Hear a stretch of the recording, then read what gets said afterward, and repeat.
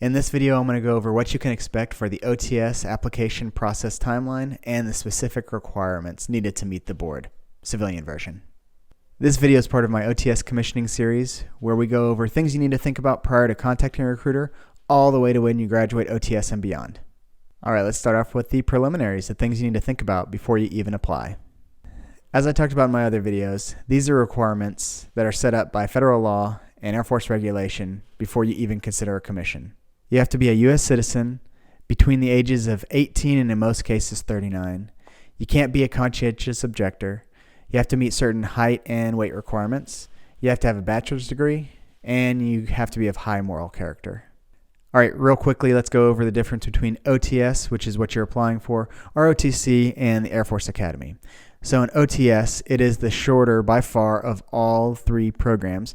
Right now, it's about 9.5 weeks, I think, but it's been anywhere from 8 to 12 weeks in length for that training. Whereas opposed to the Air Force Academy and ROTC, you're looking at 4 years, at least, for both of those institutions. You can think of OTS as kind of the valve that the Air Force turns on and off depending on how many Air Force officers they need or if they're getting too many from the Academy and ROTC. So with that in mind, usually there are 2 boards per year, but in some cases they won't hold any, and in other cases they may up that. Now the competitiveness of OTS is a complicated topic, and it depends on a lot of factors. I would say that definitely if we're ranking competitiveness of the 3, ROTC is going to be at the bottom, and then depending on the year and what you're actually going in for, OTS or Air Force Academy might be at the top. They are totally separate and different, but like I said before, sometimes there's no boards, so you have a 0% chance of getting to OTS, so that's as competitive as it gets, I guess. And some years there are much more officers produced than the Air Force Academy, so it depends on the year. It depends on if you're going rated, non-rated, if you're active duty right now or civilian. A lot of things go into that. I'll make another video on that subject. Now I'd like to talk about 2 expectations you need to have before going in. One is the timeline. So you can expect at least a year from recruiter contact to graduating OTS, and in most cases much longer, 3, 4 plus years. It depends on how bad you want to commission, what your age is, and what type of job you're looking to go into and whether you can get a waiver for it or not. So on the back end, it could be a very long time, but for the most part, it takes people around 18 months to 2 years. That was my experience. It took me 2 years from recruiter contact until I graduated OTS. And the second thing I want to talk about as far as expectation goes is your recruiter. So if you're civilian and you go to an active duty recruiter, they're more than likely going to be probably around a tech sergeant that you're talking to most of the time, even though there are more people involved in the process throughout your application.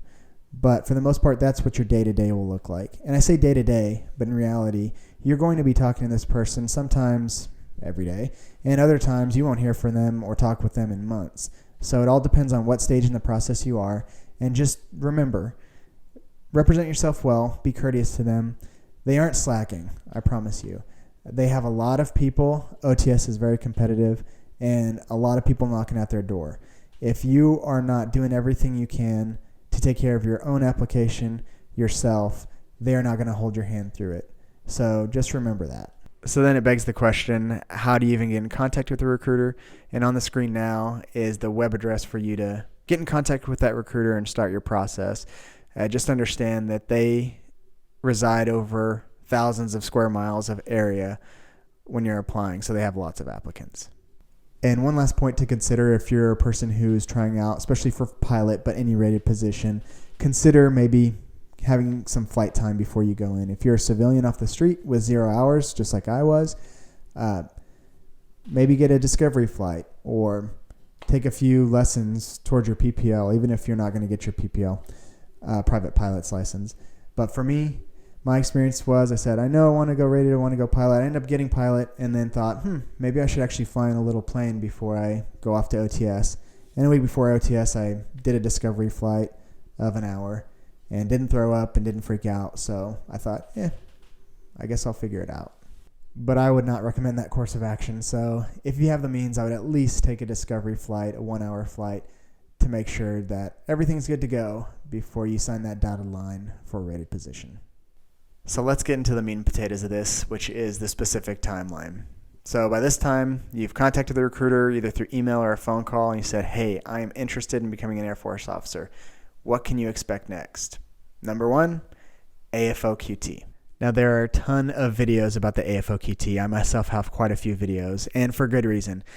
It's a beast of a test, and it's a unique test as well. There's not a test that I know that's quite like it. So I would recommend giving your full attention to studying for this test as your number 1 thing. The recruiter it's going to be the first part of the process that the recruiter actually sees how competitive you are, and it helps give you a boost as well, especially if you do well at it. And it can be a little bit of a downer if you don't, but don't worry, got tons of videos to help you out prepare for the test. And if you've already taken it, hopefully helping you study and getting that second score that you really want. All right, next, if we're going rated, we're going to talk about the PCSM, which is a score based off of the TBAS. So what is the TBAS? Well, your recruiter should give you information about where to take this test. There are websites that tell you where the testing facilities are, but it's always best to work through your recruiter. And essentially, this test is just used to see your potential to fly in a rated position. And it's kind of like playing a video game, instrument flying, if you've done any of that. There's more videos on the specifics of TBAS, but that's the next step if you're going rated. So something you're going to want to get started on early is your letters of recommendation. Now, these are people who are going to paint a great image of you, and I have specifics on some tips to write LORs, as they're called, but you want to give yourself some head time and not go at the last minute to try to get someone important or someone you care about to write you a heartfelt letter in the time of a week or less. You also need to go over your CV or your resume. Now, there are specifics on how the recruiter is going to want it and what type of format and all that stuff. Best to talk to your recruiter, but just give a once over on your resume, make sure all the information is correct and you got all the best stuff in there. Another thing that's going to pop up is the personal letter. So the personal letter, your recruiter, of course, is going to give you information about this, but it's essentially just a letter saying why you should be picked to commission in the Air Force. And I know for me, it was difficult to write that letter because you're not all about pumping yourself up and showing yourself off, but that's what they're looking for. So after you've gotten all or most of your paperwork finished, your recruiter is going to set up an appointment for you with their squadron commander. It's probably more than likely a lieutenant colonel type, and it's just your standard interview. But the interview is very important because they are going to rank you on your paperwork at the very end before the package is sent out to the board. They will rank you amongst all the other applicants that they had for that board. So that's why the interview is important. Now, of course, during this entire process, you're going to be doing tons of paperwork. Some of those are going to be listed on the screen, but we're talking about getting your transcripts, an Air Force Form 56, showing that you have a bachelor's degree, any kind of indebtedness, drug use, medical records, all that stuff, tons of paperwork will be in this application process. And just in case you didn't know, you also need to be working on your fitness during this time. Even if you're a gym rat, really focus on that Air Force fitness test because they will test you right when you get to OTS, and you want to make sure you make a good impression and you're not worrying about that while you're there. So the test is a different style test. Like I said, even if you go to the gym a lot, you might not be used to some of the components of the test. A recommendation I have for you if you're serious about this process is go over to their YouTube channel or their podcast, Commission Ed podcast. They have tons of in-depth information about ROTC, OTS, and even the Air Force Academy on the commissioning process overall. So now that you know what to expect from the OTS application process, get smart on the AFOQT. Watch this video that goes over the structure and process of the test itself, and thanks for watching.